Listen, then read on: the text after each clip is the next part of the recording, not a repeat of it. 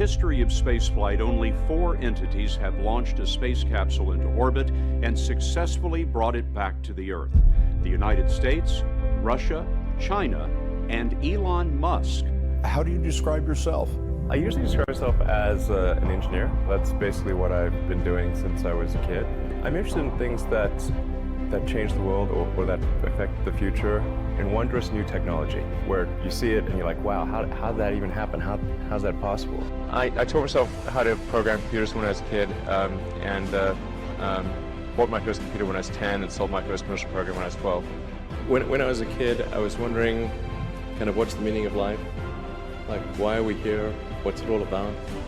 And I came to the conclusion that what really matters is trying to understand the right questions to ask. And the more that we can increase the scope and scale of human consciousness, the better we are able to ask these questions.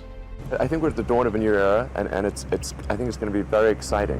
What we're hoping to do with SpaceX is to push the envelope and provide a reason for people to be excited and inspired to be human. You just wanted to get people interested in space again? Yes. Yes. Capture the imagination? Yes, that was the idea. I mean, I think being a multi-planet species, being out there among the stars is important for the long-term survival of humanity. And that's one reason, kind of like life insurance for life collectively, life as we know it. But then the part that I find personally most motivating is that it creates a sense of adventure, and it makes people excited about the future. And if you consider 2 futures, one where we are forever confined to Earth until eventually something terrible happens, or another future where we are out there on many planets, maybe even going beyond the solar system, I think that second version is incredibly exciting and inspiring, and there need to be reasons to get up in the morning. You know, life can't just be about solving problems. Otherwise, what's the point? There's got to be things that people find inspiring and make life worth living. Why even begin? When something is important enough, you do it even if the odds are not in your favor. How much of your personal fortune have you poured into this? $100 million. $100 million Yes. into something that you did not believe would work at the beginning. Yes.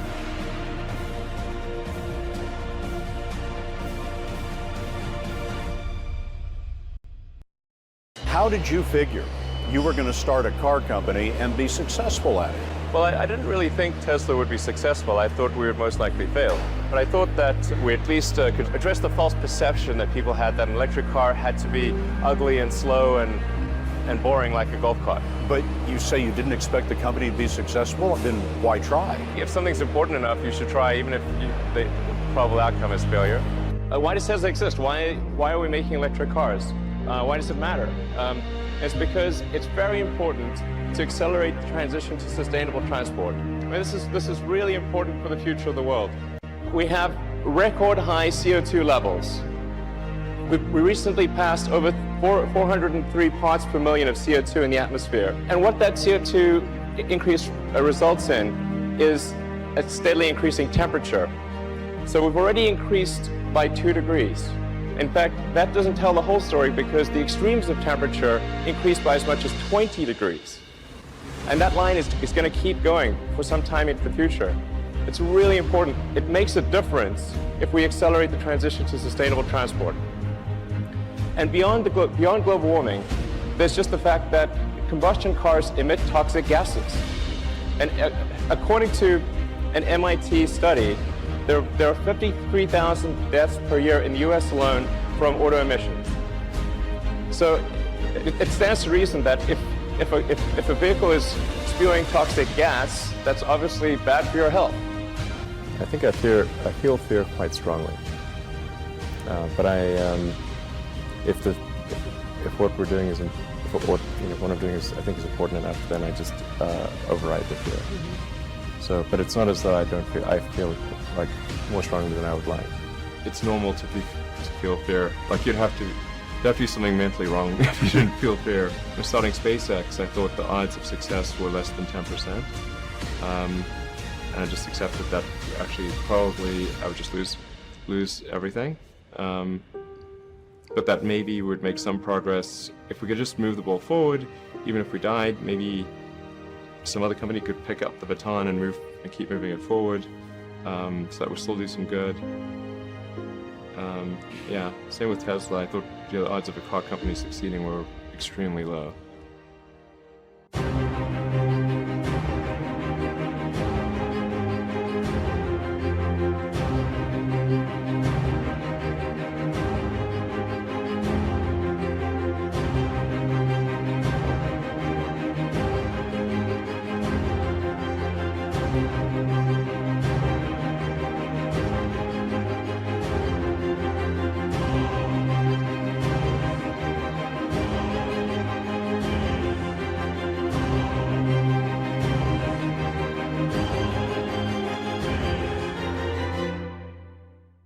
At Tesla, we don't make slow cars.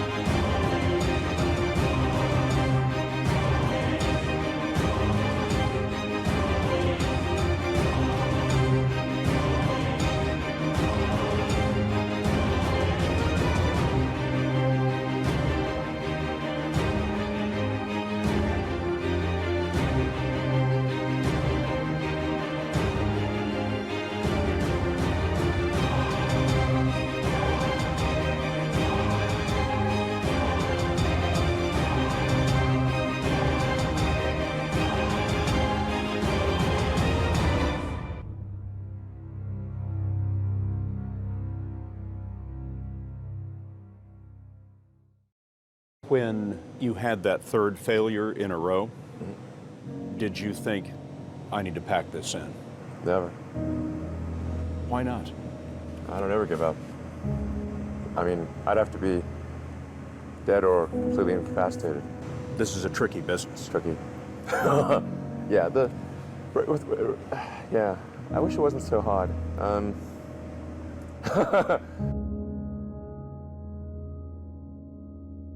In 2008, the rocket company is not going well. You've No. had 3 failures. Great. The car company is hemorrhaging money. Yeah. And the American economy has tanked in the worst recession since the Great Depression. Right. What was that year like for you? And I'm getting divorced, by the way, to add to that. That was definitely the worst year of my life. When we'd call people and say, hey, would you like to invest? They'd be angry that we just called. It's like, no, it's not only no, and various expletives. I remember waking up the Sunday before Christmas in 2008 and thinking to myself, man, I never thought I was someone who could ever be capable of a nervous breakdown. But I felt this was the closest I've ever come. Because it seemed pretty dark.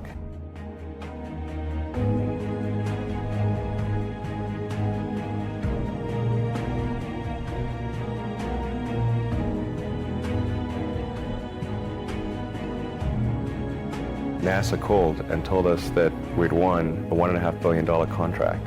And I couldn't even hold the phone. It's like, I just blurted out, I love you guys. They saved you. Yeah, they did. Financially and maybe even emotionally. I'll tell you what, that was definitely helpful. Yeah. 2 days later, on Christmas Eve, Tesla's investors decided to pour in more money. So you were saved in the period of 3 days. Yeah. By 2 completely unexpected events. Yeah. Merry Christmas. Yeah, absolutely. That's for sure.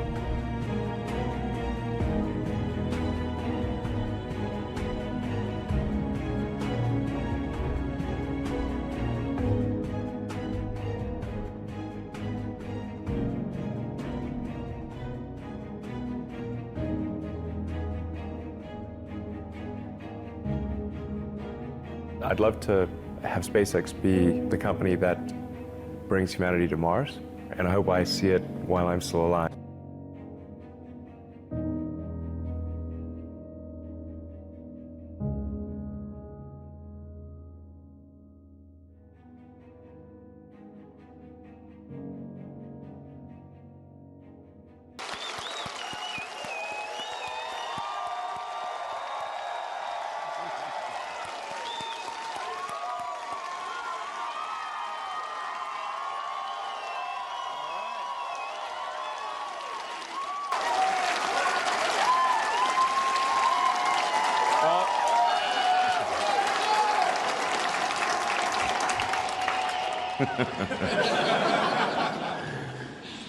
Well, thank you, Gwen. Gwen Shawwell's been an incredible partner and was one of the first people to join the company. And so thank you, Gwen. Oh, she's in New York, of course. Where is she?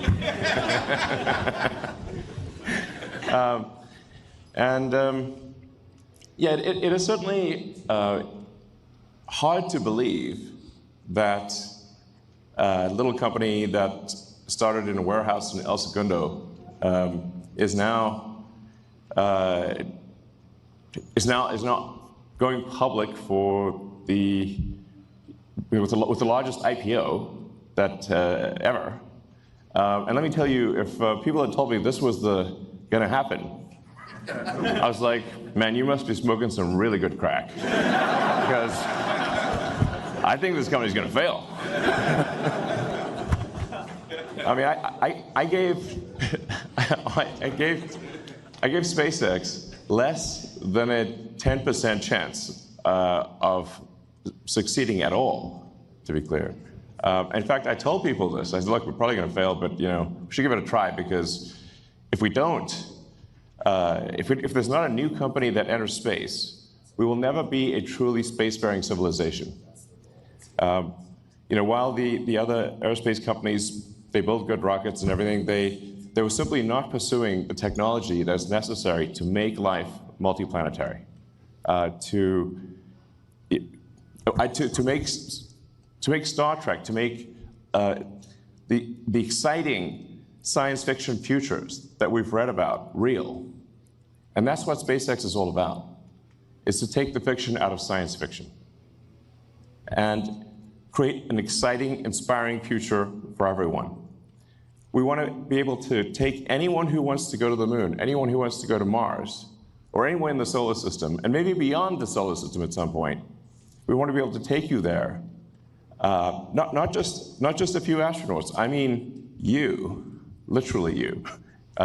If you watch, whoever you are watching this, SpaceX wants to be able to take you to the moon, take you to Mars, and ultimately beyond.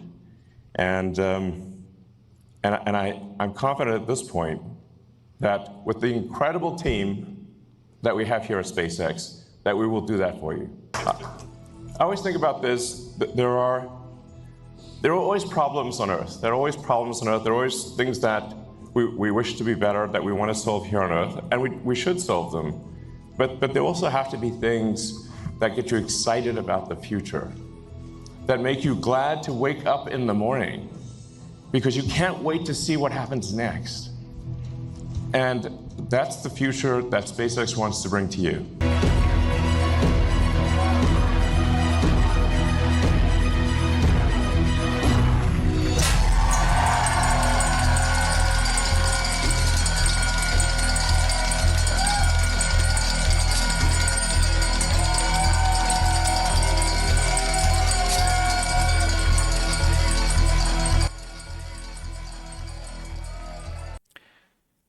재밌게 보셨나요? 2002년에 시작한 일론 머스크의 스페이스X 24년 만에 나스닥에 상장을 했고요. 과연 저희에게도 큰 기회일지 전 세계가 주목하는 이 주식 오늘 함께 살펴보겠습니다. 자, 시작에 앞서서 저는 스페이스X가 굉장히 강한 상승 나올 것이라고 생각하고 있고, 실제로 저도 매수를 세게 했기 때문에 지극히 주관적인 견해를 포함하고 있다는 것을 감안하시고 영상을 시청해 주셨으면 좋겠습니다. 항상 저는 매수하고 계좌를 전부 다 보여드리면서 제 주장을 펼치는데요. 하이퍼리퀴드 계좌에서 70만 달러 원화 가치로 10억 원어치를 샀고요. 스페이스X 4,100개 매수를 했습니다.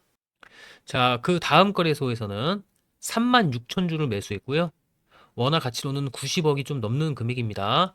여기서는 제 증거금이 200만 달러 30억이 들어갔고요. 청산 가격은 레버리지 3배를 사용했기 때문에 115달러가 청산 가격입니다. 그렇기 때문에 이렇게 위험하게 사용하면 안 되겠죠. 매수를 하신다면 200달러 위로 안착했을 때 뭐 레버리지를 조금 더 가용을 하시다든지 아니면 그냥 현물로 하셔도 되는데요. 비트겟에서 거래를 하시면 스페이스X로 거래하셨을 때 양도소득세를 한 푼도 내지 않기 때문에 현물로 하시든 선물로 하시든 비트겟 거래소에서 하시는 거를 추천드리겠습니다. 자, 그러면 지금부터 제가 스페이스X를 100억이나 산 이유와 근거에 대해서 아주 낱낱이 파헤쳐 보도록 하겠습니다. 자, 먼저 저는 스페이스X를 실적 전망이 아니라 공급과 수요의 관점에서만 접근을 했습니다. 제 매수의 근거는 크게 세 가지인데요. 첫 번째로는 시장에서 실제로 거래가 가능한 주식의 수는 5억 5,500만 주밖에 안 됩니다. 전체 발행 주식인 130억 개의 단 4%에 불과합니다. 자, 두 번째로 그렇게 되면 시가총액 계산을 다시 해야 되는데요. 유통 중인 시가총액 기준으로는 900억 달러로 저는 계산하고 접근했습니다. 2조 달러가 아닌 900억 달러라는 겁니다.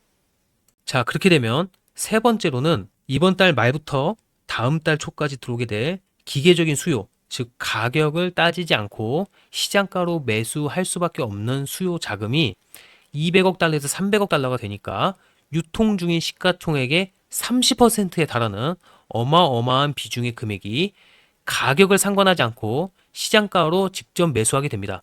강제로 매수하게 되는데요. 이렇게 되면 시가총액 100억짜리가 시가총액 200억까지 2배 뻥튀기 할 때 100억이라는 돈이 추가적으로 필요하지가 않습니다. 10억이라는 돈만 들어가도 매도하는 사람이 없고 호가창이 얇으면 아주 적은 금액으로도 시가총액이 2배, 3배, 4배씩 뻥튀기 되기 때문에 200억 달러에서 300억 달러, 즉 유통 중인 시가총액의 30%라는 자금이 들어오면 스페이스X의 가격은 현재 가격에서 2배에서 3배까지도 크게 상승할 수 있다고 저는 보고 있습니다. 제 매수의 핵심 논리는 굉장히 단순한데요. 공급 측면에서 유통률은 4%밖에 안 됩니다. 시장에 나와 있는 물량 자체가 굉장히 적기 때문에 수요 측면에서는 지수 편입과 패시브 복수 매수가 있기 때문에 이 수요는 일반 투자자가 싸면 사고 비싸면 안 산다가 아닙니다. 편입이 확정이 되면 지수를 맞추기 위해 일정 물량을 강제적으로 사야 되는 성격이기 때문에 가격이 위로 크게 치솟을 수가 있는 거고요. 여기에 주요 아시아 3개국, 홍콩과 중국 그리고 한국의 공모주 배정이 안 됐기 때문에 이 수요가 시장에서 직접 매수하는 장내 수요로 발생할 수도 있습니다. 그래서 결론은 적은 유통량과 가격과 상관없이 매수하는 이 두 가지가 동시에 작동하면서 스페이스X의 주가가 위로 크게 성장할 수 있다고 보고 있습니다. 총 발행 주식 수는 130억 개인데 그중에 단 4%만 유통돼서 5억 5,500만 개가 현재 거래 가능한 거고요. 95%는 락업돼 있습니다. 이 락업은 8월이나 돼야 해제가 되기 때문에 6월과 7월에 지수 편입과 패시브 매수를 좀 받아 먹으면서 가격이 상승할 때 익절을 하고 8월 전에 차익 실현하고 나오는 것으로 저는 전략을 세웠고요. 사람들은 다들 2조 달러라는 시총을 보지만 저는 900억 달러의 시총을 보고 접근했다. 그래서 이렇게 공모가 기준하면 135달러일 때 시총이 1.77 트릴리언이다. 시초가 기준에서 1.96 트릴리언 달러다. 장중 최고가 기준에서 2조 3,100억 달러다.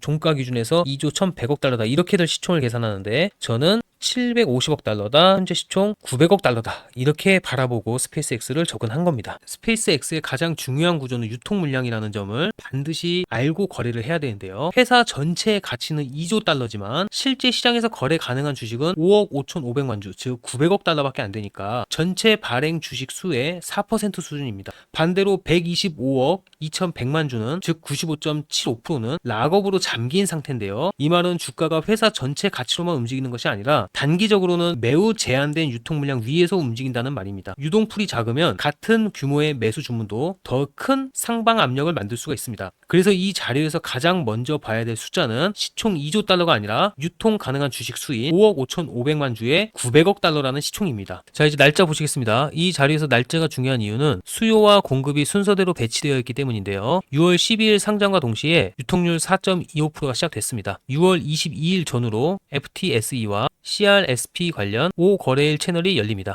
6월 말에는 MSCI 글로벌 패시브 수요가 들어올 수 있고요. 7월 6일 전후에는 나스닥 100 관련한 메인 이벤트가 있습니다. 그리고 8월 이후부터는 초기 투자자와 직원들의 락업 해제가 있기 때문에 6월에서 7월까지의 상승을 노려본다. 그리고 8월달 락업 해제 전에 익절하고 나온다가 이번 스페이스X 투자의 핵심 전략이라고 보시면 되겠습니다. 강제 매수 수요를 주식 수로 변환해보면요. 200억 달러를 강제로 매수해야 된다 했을 때 1억 2,400만 주 시장가로 매수하게 되고요. 300억 달러를 강제로 매수해야 할 때 1억 8,600만 주를 매수하게 됩니다. 유통 물량의 33.5%가 되겠습니다. 다만 가격이 오르면 같은 돈으로 살 수 있는 주식의 수는 줄어듭니다. 300억 달러의 수요를 기준으로 보면 공모가 135달러에서는 2억 2,200만 주를 살 수가 있고 이는 유통 물량의 40%에 달하는 물량인데요. 반면 160달러 기준에서는 1억 8,620만 주밖에 사지 못합니다.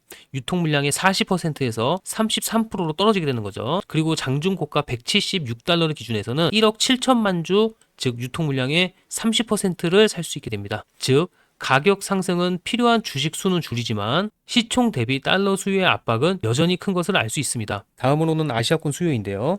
공모 단계에서 애초에 중국과 홍콩 투자자에게는 주문 제한이 좀 있었고요. 한국은 미래에셋에서 최종적으로는 골드만삭스가 전액 삭감하면서 청약 가능한 주식은 영주로 확인이 됐습니다. 청약에 기대했던 매수 수요가 공모가인 135달러 위에서 계속해서 가격이 상승하는 것을 보면서 포모에도 시달릴 수가 있는 거고 이 공모 단계에서 물량을 받지 못한 수요가 장내에서 충분히 매수로 전환될 수 있다고 보고 있습니다. 자, 마지막으로 일론 머스크가 가지고 있는 지분 42%를 제외한 현재 유통 물량은 5억 5,500만 개밖에 안 된다.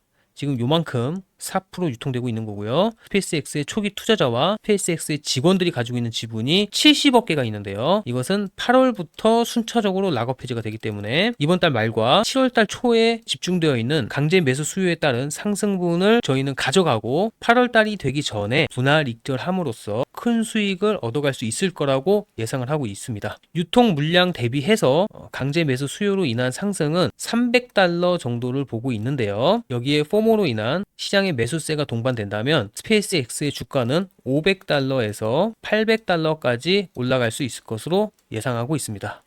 제가 지금 100억을 샀으니까 5배 정도 올라간다면 500억을 버는 거죠. 말도 안 되는 정말 24년 만에 찾아온 일생일대의 투자 기회라고 생각을 하고 있습니다. 여러분들의 생각은 어떠신지 댓글로 남겨주시고요. 또 제가 레버리지를 사용했기 때문에 청산을 당하는지 끝끝내 크나큰 수익을 얻어가는지 구경거리로 삼으셔도 좋으실 것 같습니다. 또 제가 혹시나 큰 돈을 벌게 되면 여러분들께 또 아낌없이 베푸는 현찰 뽑아서 척척척척 나눠드리는 퍼포먼스도 한번 시원하게 준비해보도록 하겠습니다. 스페이스X를 매수하신 분들은 응원의 댓글 부탁드리고요. 매수하지 않고 좀 비관적으로 보시는 분들은 또 개인 의견을 댓글로 부탁드리겠습니다. 감사합니다. I think it's important that humanity become a multi-planet species. I think most people would agree that a future where we are a spacefaring civilization is inspiring and exciting compared with one where we are forever confined to Earth until some eventual extinction event. You know, that's really why I started SpaceX. Right now, we're just trying to make as much progress as we can with the resources that we have available, and just sort of keep moving both forward, and hopefully, I think as we show that this is possible, that this dream is real, not just a dream, it's something that can be made real. I think the support will snowball over time. And I should say also the main reason I'm personally accumulating assets is in order to fund this. So I really don't have any other motivation for personally accumulating assets except to be able to make the biggest contribution I can to making life multiplanetary.